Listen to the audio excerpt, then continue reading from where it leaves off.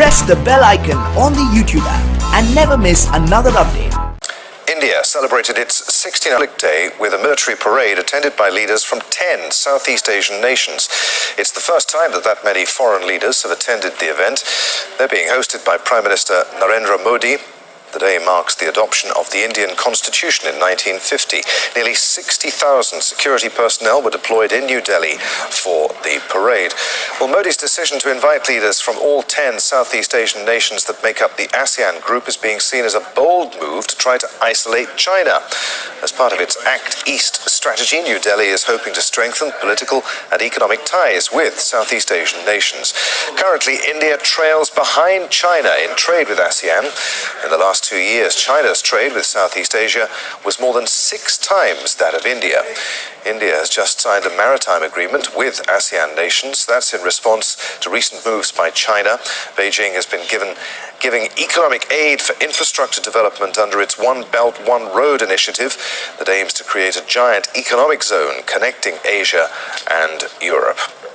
Let's get a view now from Uday Bhaskar, who's the Director of Society for Policy Studies. He's a retired Commodore with the Indian Navy and joins us now live via Skype from New Delhi. Good to have you with us, sir. So, Prime Minister Modi has been implementing this Act East Asia policy, which involves reaching out to Southeast Asian states. I mean, is he actively trying to counter China's influence in Southeast Asia? And if so, why?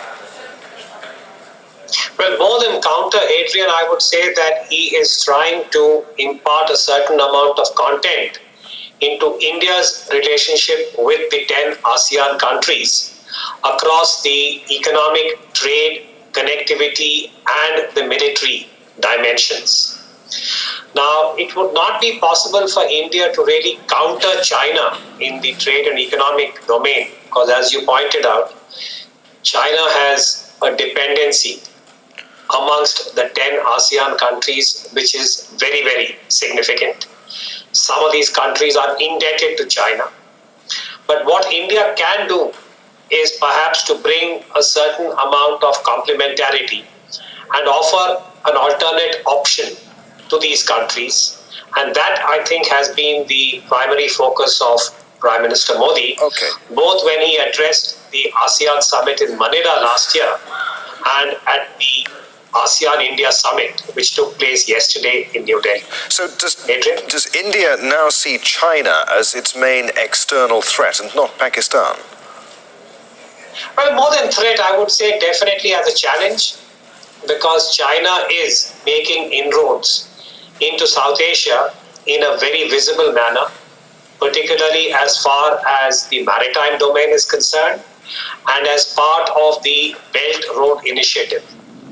Today we have China's footprint in the entire South Asian region, which traditionally used to be India's domain, as it were, India's backyard.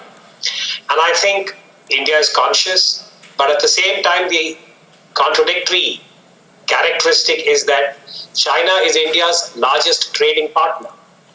And this is the kind of dilemma many countries have, whether it's Japan, the United States, or India.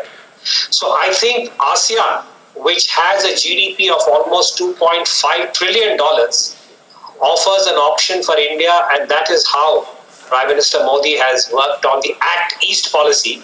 So in this particular visit, he's again emphasized connectivity, the trade patterns, and of course terrorism and India's own concern about the global challenge of terrorism. Commodore, good to talk to you. Many thanks indeed for being with us.